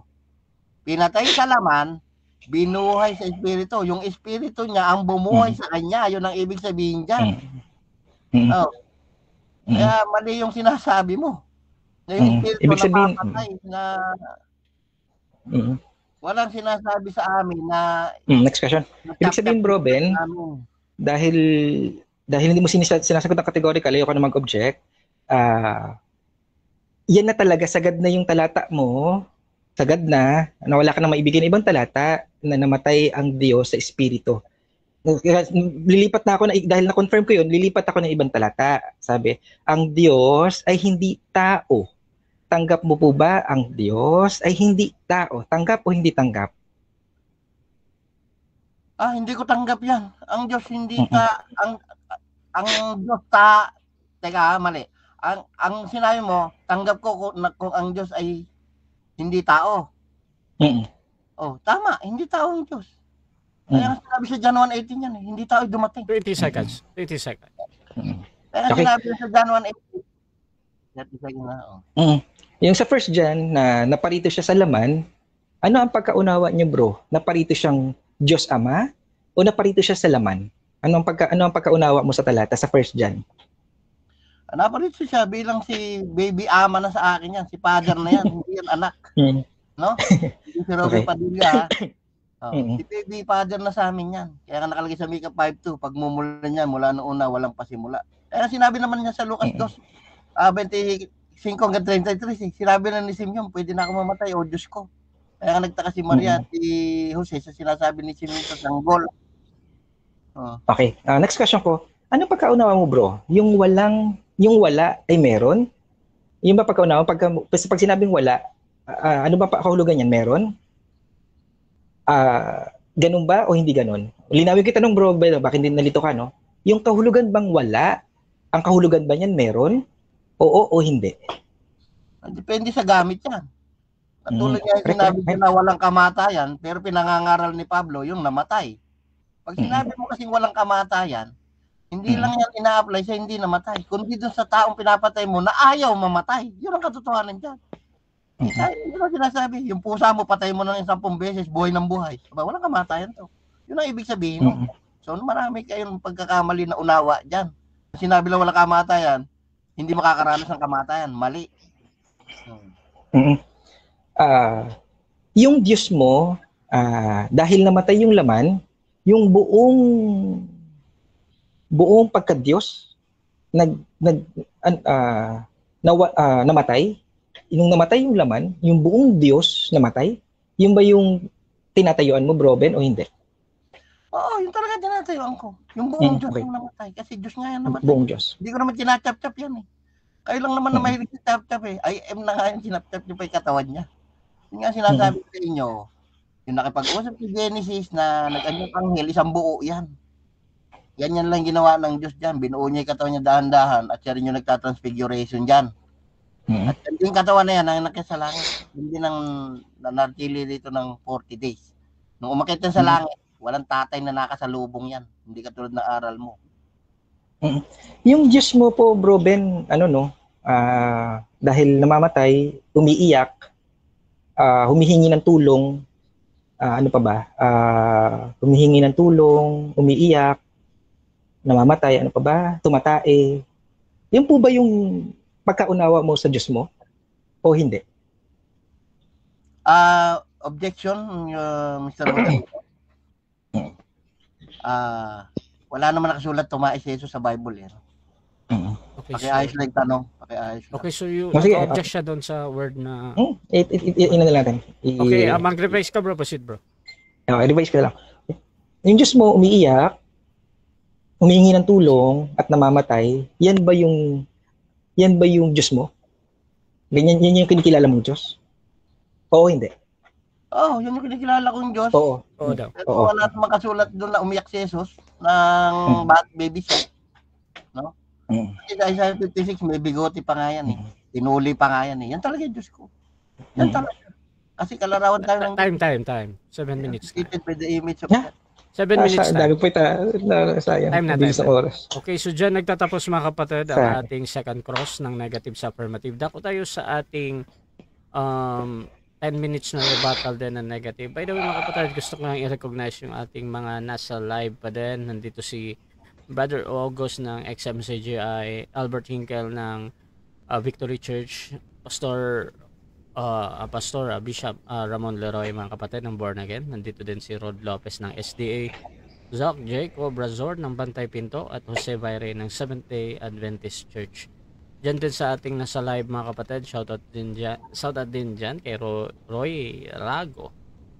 Nandyan din si M.A. Alfonso at si Alejandro Otadoy. Hindi Diyos ang namatay kundi mediator ng Diyos. Sabi naman ni Roy Rago, Mr. Negative, basa letra por letra. Don't waste time arguing over foolish ideas and silly myths and legends. Spend your time and energy in the exercise of keeping spirituality fit. Ayan, mahaba yung comment niya. Shoutout din kay Jeremil Amlon. Bugbog si Ben. Shoutout kay Pastor Jeremil ng Gold. John Christian Pipito, ang Panginoong Diyos ay isa lang siya, yung Diyos ni Abraham, Isaac, Jacob at Diyos ng Panginoong Jesucristo. Si Jesus ay tao at siya ay tagapamagitan sa Diyos at sa tao. Shoutout din kay Albert Hinkel, ay nabago na ang posisyon ni Tayben. Nakala ko namamatay din ang espiritu kay Tayben. So mga kapatid, dako tayo sa rebuttal ni Brother Mark Ombao ng Oneness. Born Again, your time start now, bro. Okay, ano po ba yung masasabi ko uli sa mga natapos sa tanungan, no? Ganito, no? Umamin tong ating katalakayan na yung Diyos niya umiiyak, namamatay, at isa ay humihingi ng tulong. Oo. Ano yan na? Bakit hindi masarap sa tenga pakinggan? Bakit kaya, no? Yung Diyos ganun? Bakit hindi maganda? Kasi meron agad banal na espiritu na kasabing mali ang pagkaunawa mo, Bro Ben. Bakit, di ba pag may parang pipigil sa yung paniwalaan nyo, ang hirap lunukin kasi nga nalalapastanganan mo ang Diyos. Oo. Kasi sabi nga ang linaw ng talata, no, naparito siya sa laman, hindi siya naparitong Diyos. Di ba, Bro Ben? Isa lang naman yung Diyos sa atin. Pares naman tayo, isa lang ang Diyos natin eh. Bro Ben, nagmamakumbaba ako, nagmamakaawa, unawain mo ang scripture. Hindi siya naparitong Diyos.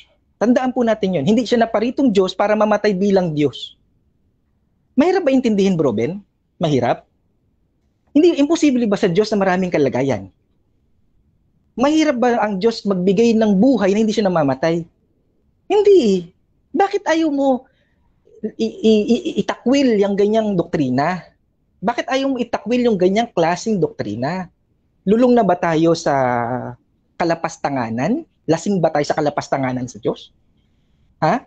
Yung Diyos, Bro Ben ha, respeto at matakot tayo pag ang Diyos ang ina-address natin. Ako nga pagka merong sumasagi sa isip ko na parang may mali sa Diyos, agad-agaran ko yung sinusuri. Bakit nagkakaroon ako ng ganong kaisipan? Kasi takot na takot ako mag-isip na may kapansanan na ang Diyos, may kasamaan sa Diyos, ang Diyos ay namamatay, bla bla bla. Basta negative tungkol sa Diyos ko. Medyo naaano ko diyan, natatakot ako diyan kasi bakit ayokong malapastangan ng aking Diyos. Ito pa naman yung kamatayan, isa sa pinaka-worst na mangyayari sa isang individual, ina-apply mo sa Diyos. Tandaan mo, bro, in-apply yan sa tao. Linawin ko uli parehas tayo ng stand, bro Ben. Parehas tayo ng stand. Ng isang Diyos at namatay si Jesus Christ bilang tao, hindi bilang Diyos. Hello? Oo. Kaya, malinaw, no, bro Ben? Malinaw, namatay ang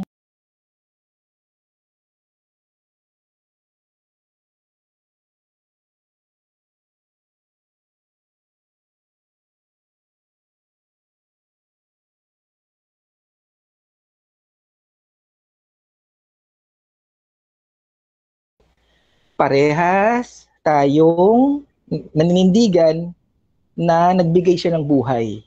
Namatay si Jesus Christ, si Yahushua, bilang tao, kasi naparito siya bilang tao, hindi bilang Diyos. Okay? May Diyos na sumasa kanya, na nagsasalita para sa kanya, gumagawa para sa kanya, gumagawa ng milagro, nagpapatawad, may Diyos na sumasa kanya. Hindi mo mahirap intindihin yung bro Ben eh. Pero bakit ka ayaw mong bitawan dahil ba sa katapatan mo sa iyong sekta? Bro Ben, tapat na tapat ka sa sekta mo? Ha? Bro Ben, alam mo sa totoo lang, kaya ako walang inaatrasan eh. Oo, wala akong inaatrasan na kadebate, kasi hindi ako takot ituwid. Kaya nga nung ako binugbog ni John Doe na may isang talata akong nagkamali ako ng interpretation, yung, sa live inamin ko eh, Bro Ben. Sabi ko, mali nga pala yan, Isaiah na yan, yung pagkakaintindi ko sa Isaiah, no? Galing mo, bro, nung ako kinorek ni Bro Bal, dun sa hindi pwede yung dalawang ama, isang, inamin ko rin naman sa debate, eh. Aaminin ko, bro Ben, kung malinaw na mali ako, may pagkakulang ako sa pagre-research. Pero, bro Ben, grabe ng kalapastangan na aral yan, bro, eh. Ang lapit mo na sa katotohanan, may isa ka ng Diyos, eh. Oo, may isa ka ng Diyos. Kaya naghihinayang ako sa sipag at sa malaking bahagi ng katotohanan na nasumpungan mo na. Oo, may isa ka ng Diyos. Kaya bro Ben, walang masamang magmakumbaba. Walang masama. Ako sa live tinatanggap ko yung bukol eh, yung bugbog eh. Oo, tinatanggap ko yan live, tinatanggap. Wala. Hindi ako tapat sa doktrina ko, kundi tapat ako sa katotohanan at sa Diyos. Kaya bro Ben, mahal ka ng Diyos, may pagkakataon pa, kaya ka siguro buhay pa ngayon, kaya pa hindi pa siguro nagse-second coming, baka ikaw isa sa mga maliligtas pa, bilang na maliligtas, para siya ay magbalik na. Kaya bro, wag natin patigasin yung ating puso, bro Ben. Bro Ben, wag natin patigasin yung puso na yan. Ha? Hayaan natin malayang mangusap ang banal na espiritu sa atin. Hayaan natin yung banal na espiritu mangusap sa atin. Ha? Siguro bro Ben, ganito no. Ang nasettle natin ano 'yon? Tanggap mo na parito siya bilang laman, hindi bilang Diyos. Tanggap mo naman 'yan. Pinatay siya sa laman. Yun ang malinaw sa talata. Pinatay sa laman, binuhay sa espiritu dahil magkakaroon uli siya ng glorified body. Tas wala kang maibigay na sinasama ko wala kang maibigay na talata na pinatay sa espiritu. Okay? Ito pa bro Ben wag mong ilagay ang Diyos sa kakapirasong laman. Ha? Yung buong pagka-Diyos, wag mong ikulong sa isang laman. Pwedeng nasa kanya, yung buong pagka-Diyos nasa kanya, pero wag mong limitahan lang nandoon na yun lang matalo mo yung laman, lahat natalo mo na yung Diyos. Okay? Ang sabi sa Colossians 2:10, yung fullness ng Diyos ay na kay Yahushua, pero hindi nakakulong lamang doon na kapag napatay mo yun, patay mo yung buong Diyos. Ha? Ibig sabihin lang nun, yung daliri niya, siya. Oo, yung daliri niya siya. Kaya kung kakantiin mo yung daliri, kakantiin mo yung daliri, yung buong pagka-Diyos ang kinakalaban mo. Yan ang ibig sabihin nun, bro Ben, yung buong pagka-Diyos ay na kay Yahushua. Okay? Pero wag mo naman yung kakapiranggot na laman, andun na lang yung buong Diyos mo. Oo, gumamit ka po ng manifestation, bro Ben, ha, bilang oneness. Bilang oneness, gumamit ka ng manifestation para mapagkasundo-sundo mo yung maraming talata. Siguro, bro Rasha, kahit mahaba pa yung oras, review ko na po. Ako, excited na ako doon sa tanong ni bro Ben. Salamat, salamat.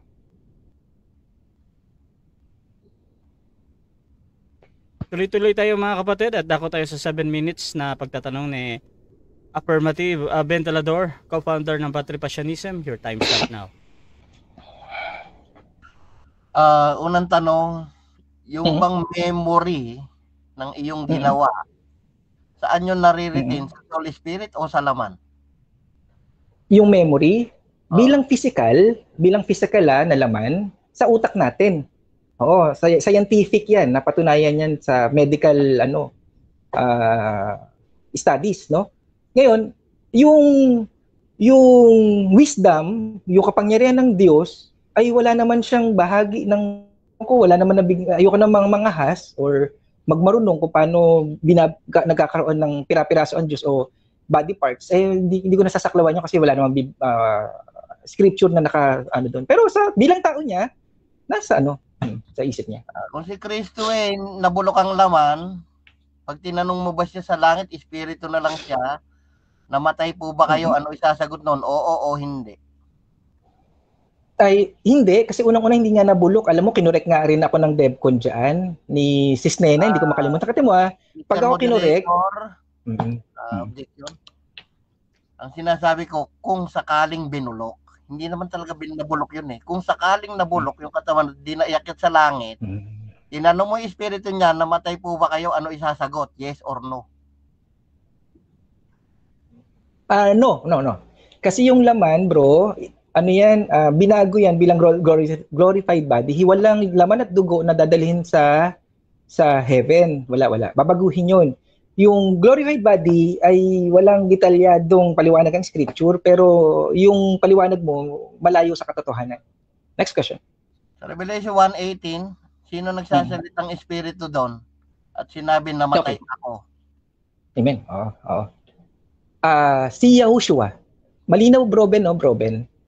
Sana madali lang naman siya maintindihan, no? Namatay sa laman, hindi namatay sa espiritu. Nalimutan mo kasing may dalawang kalagayan ng Diyos. Kaya pag sinasabing namatay ako sa laman, kaya nga ang linaw na ng talata, pinatay sa laman, may talata na nga bro, para hindi ka maligaw, tapos naliligaw ka pa rin. Ang sabi doon, namatay ako. Sige. Saan nakalagay sa bibig mismo ni Kristong sinabi niya, namatay ang laman ko lang? Saan nakalagay? Saan nakalagay yan? Walang verbatim pero walang verbatim pero bro, nalinaw yung talata, may talatang mababasa tayo para hindi tayo maligaw, no? Namatay sa laman, binuhay sa espiritu. Kaya nga sabi ko nga bro, para nga makatayo o makaahon ka sa kumunoy, sana magbigay ka ng talatang namatay sa espiritu. Wala. Basihan natin yung may nababasa. Ano sabi nababasa? Namatay sa laman, binuhay sa espiritu. Dahil yung espiritu hindi namamatay, babalik ulit yung espiritu sa glorified body. Ha, bro Ben? Kaya kung ako namatay dun sa Revelation, kasi meron siya kalagayan bilang tao. Yung bang espiritu at kapangyarihan ni Kristo isa? Ano yun? Ano yung iisa? Sorry? Ano yung isa? Yung bang espiritu ni Kristo at yung kapangyarihan niya iisa ba yan? Ay, sala. Oo naman. Oo, siya yun. Kung aminin ko ng iisa, siya. Pero hindi magkaparehas ang espiritu tsaka yung kapangyarihan. May mga distinctions yan, may mga distinctions. Pero kung sasabihin mong siya, ang meaning ng isa, yes, amen. Oo, yung salita niya siya, yung kamay niya siya, yung tiyan niya siya, yung ulo niya siya. Oo, siya yun. Kung yun ang meaning ng isa. Kasi maraming kahulugan yung isa eh. Next question. Kapag inilibing nyo ba ng buhay si Jesus? Nilibing ng buhay? Tindi Yun nga, inilibing nyo ba ng buhay si Jesus? Ay, no. Bro Ben, linawin ko nga. Oh, no. Inilibing ng patay yung laman. Bro Ben, umiikot ka, no? Masyadong paikot-ikot ka na. Wala lang siguro magamit na tanong, no? Namatay si Yahushua sa laman. Patay yung laman. Kaya namatay si Yahushua sa laman, hindi sa espiritu. Hinihingan nga kita ng talata. Di ba? Umiikot ka na lang, bro. Di mo napapansin sarili mo? Next question, bro.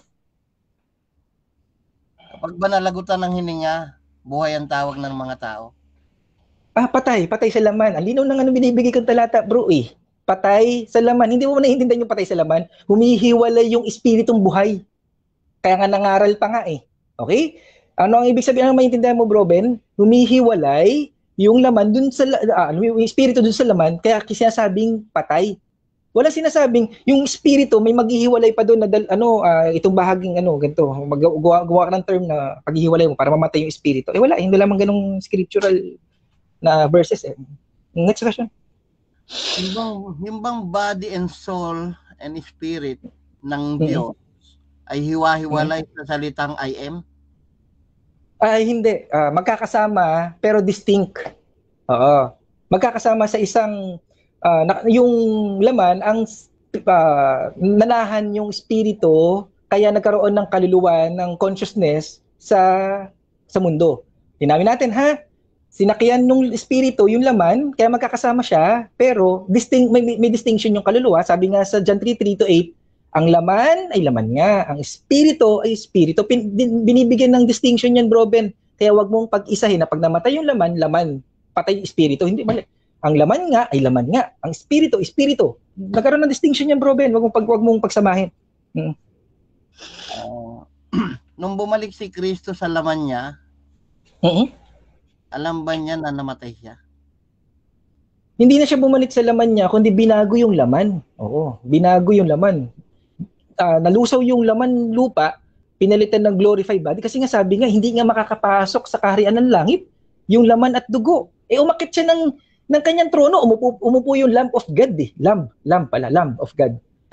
Umupo siya dun sa trono, ibig sabihin ang maintindihan natin, hindi pwede yung laman at dugo na sinasabi mong tao, ang Diyos mo ay tao.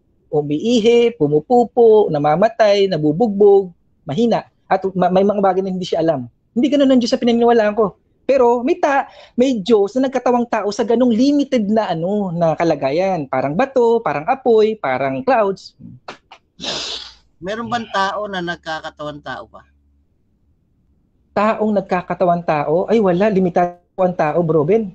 Diyos lang ang may kayang, Diyos siya na nagkatawang tao. Kaya nga sa John 10:29 yata sabi, bagamat ikay tao, ay ginagawa mong ikaw ay Diyos. Hindi nila naintindihan, Diyos na nagkatawang tao. Okay. Next question, Bro Ben. Kung natunaw yung laman ni Kristo, bakit butas-butas pa yung pinahihipo niya kay Tomas after resurrection? Ay, madali lang gawin ng yun, magkano ng replica. Salamat. Okay, so dyan nagtatapos ang second part ng ating debate. Dako tayo mga kapatid sa final conclusion. Mauna si Brother Mark dito at mahuli si Tyben. So Brother Mark, your time start now. Okay. 5 minutes. Okay. Yung sa glorified body huli niya na pag-usapan na tanong, ilalagay isasama ko na sa aking conclusion. Ang conclusion ko, ang aking nabuong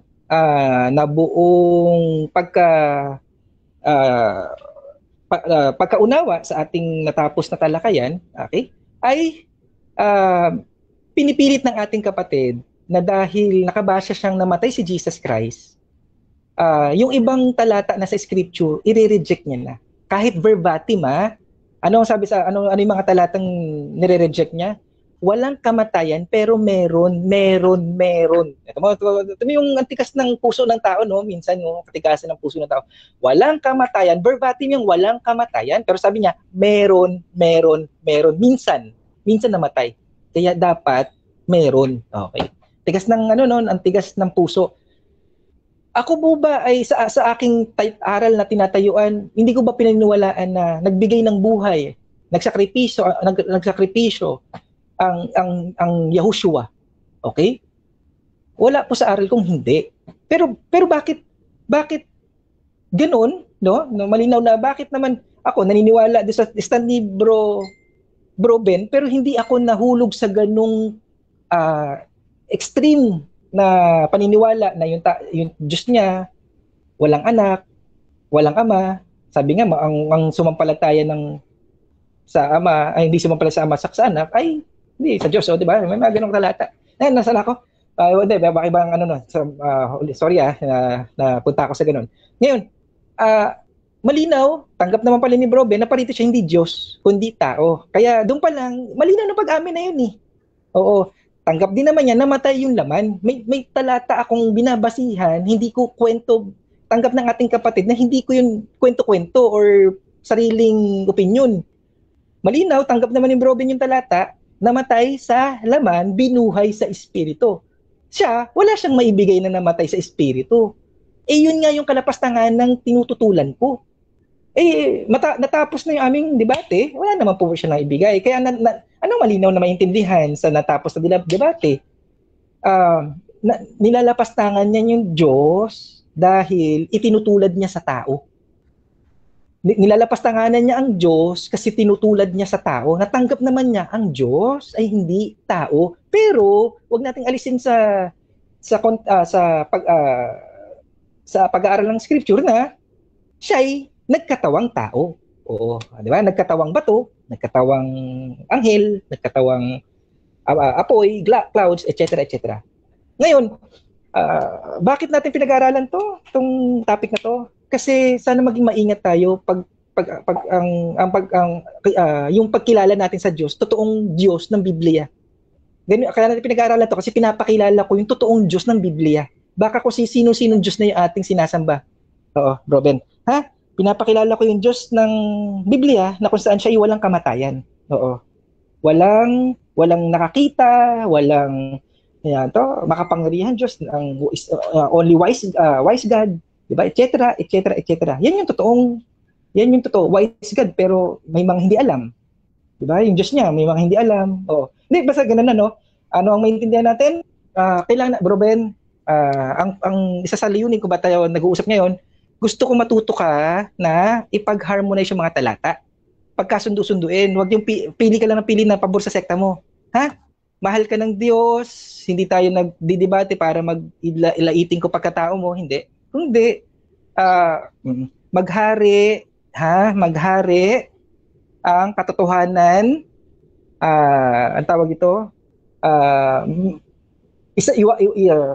iwaksi mo, itaboy mo, Bro Ben, yung mga aral na verbatim na. Kasi ang dami ko na narinig sa'yo, Bro Ben, wala ka ng takot, tanggihan yung verbatim sa scripture. O kahit anong tagal mo sa pag-aaral ng scripture, pag direct verbatim na tinatanggihan mo, magmali siya na po tayo, Bro Ben, na naliligaw na talaga po tayo ng landas. Kaya, Bro Ben, isang pag-ibig po iyan, kaya tayo nag-uusap. Kung ang pagsasalita ko, wag kang tatakbo, etc. Ano lang yun, style ko lang yun para harapin ako kasi baka naman, kung hindi ko sasabihin yun, hindi matcha-challenge yung kausap ko, pero hindi kita inaaway.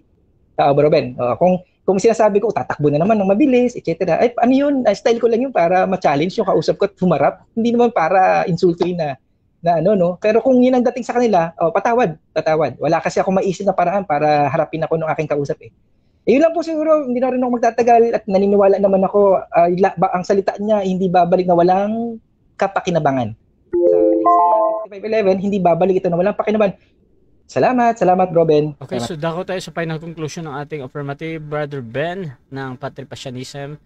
Your time start now. Okay, so maliwanag mga kapatid na si Satanas lang po ang humahad lang sa kamatayan ng Diyos.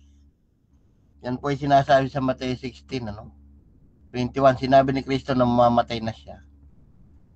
Pero ang sinabi, kinorner siya ni Pedro, pinagwikaan na malayo ang kamatayan na yan. Lumingon si Jesus, sinabi, lumagay ka sa likuran ko, Satanas. Kaya po mag-ingat po kayo sa mga nangangaral na ang Diyos ay hindi napatay. Si Satanas lang po umahad lang doon sa prophecy ng Diyos. Bukas na aklat yan sa Old Testament na may mamamatay, ika-cut off sa 3.5 years at yun nga ang Diyos mismo. Kaya ingat po kayo sa mga aral na ganyan na simula Genesis to Malakay ay Pasko ang sinasabi na ang Diyos ay maghahandog ng buhay na siyang hinahadlangan ni Satanas. No? Kaya kitang-kita naman na sinabi niya namatay Diyos niya, pero gaya ng tinatanong ko sa kanya kanina, yung kapangyarihan kasi ng Diyos, iwala yun na sa espiritu niya. Siya yung source ng kapangyarihan. No? Kaya nga pag sinabi niya, salita niya, umikot yan ng araw, buwan at bituin na yan, iikot na yan, din niya na hanggang mamatay tayo, umiikot yan. Kaya pag sinabi niya, namatay, pinuhay sa espiritu, bubuhayin ko yung sarili ko after 3 days. Kaya nga may bubuhayin eh. May namatay. Saka ang memory ng Diyos ni Mark, mayroong amnesia. May amnesia yung Diyos niya. Na pagbalik daw doon sa katawan, di alam na namatay. Kaya kawawa ka, kapatid. Ikaw ang mag-aral. No? Si Satanas ang umahad lang dyan sa Pasko. Para hindi maalala ng tao. At sa 1 Corinthians 11:24, na sa tuwing kayo mga ngaral, inaalala nyo yung pagkamatay ni Kristo hanggang siya'y dumating. Pero nakabasa ka lang ng 1:17, reviewin mo yon, nakalagay doon sa English, the only wise God yon. Ang napatay ha. At sa Judas 1:25, yung only wise God na yon, si Kristo rin sa Romans 16:27. At yung just one na napatay sa Acts 7:52, si just one din na Diyos ng ating mga magulang sa Acts 22:14, na Diyos ni Abraham, Isaac at Jacob sa Acts 13:3. Kaya ingat kayo. Ingat ka kapatid na apiling mo, tama ka. Ang Diyos walang amnesia. Kaya namatay yung espiritu, alam niyang namatay siya. Kayo lang naman naglalabas na namatay lang laman niya eh. Kasi ang Diyos nga namin, may katawan na yan, body, soul, and spirit mula pa noong una.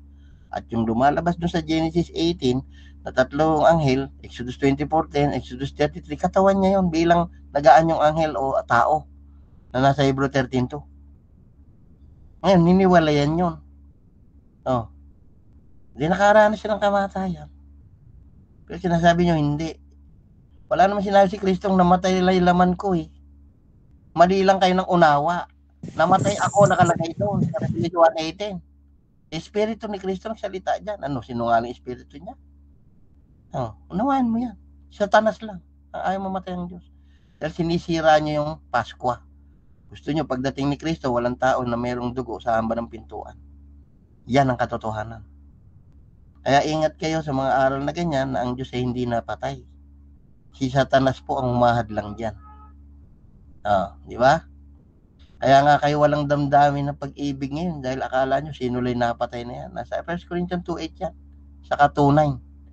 Nasa Exodus 64:4 ay Isaiah 64:4 na sinabi doon na hindi nyo narinig ng tenga at di nakita ng mata yung inihanda ng Diyos na pagliligtas sa inyo.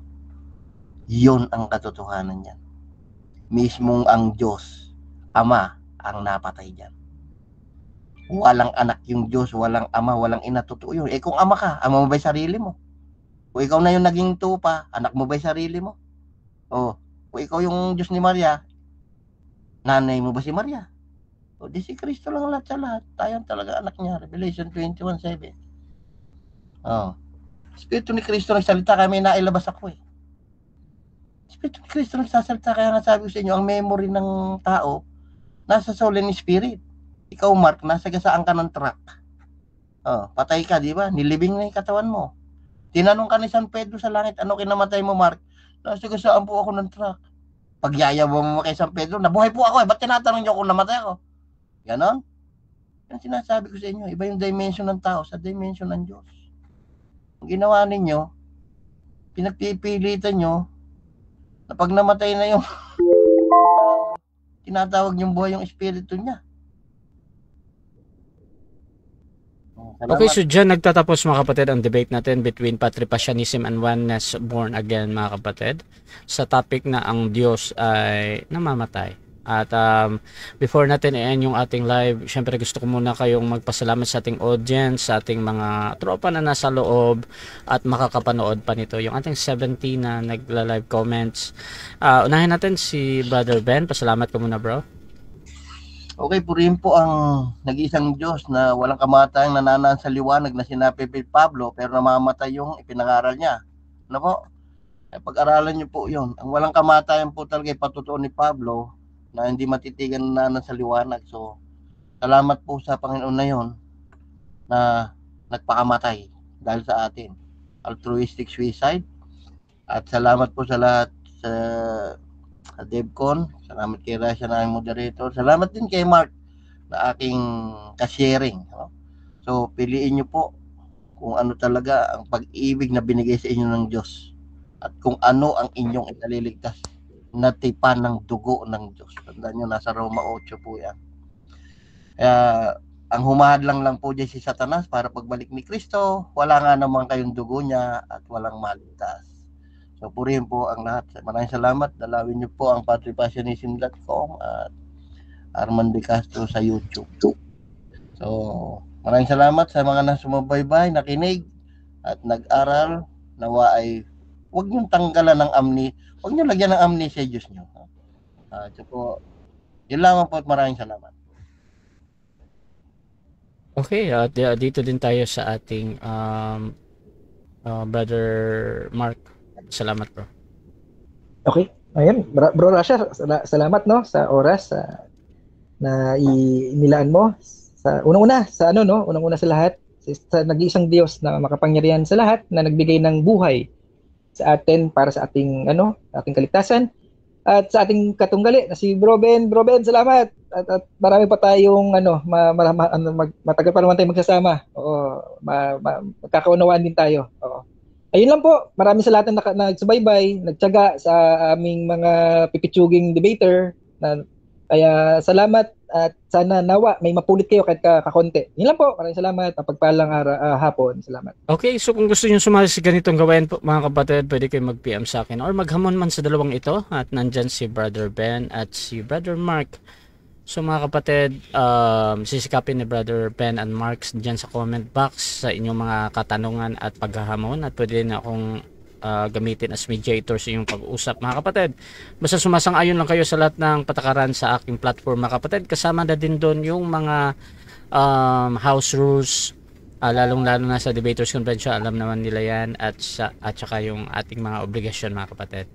So maraming salamat. Please follow me sa aking Facebook at sa ating YouTube channel mga kapatid.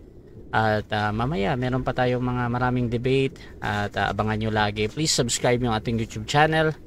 At thank you ulit sa lahat ng nandito. At yun, this is Admin Rasha ng Rasha TV and we're out.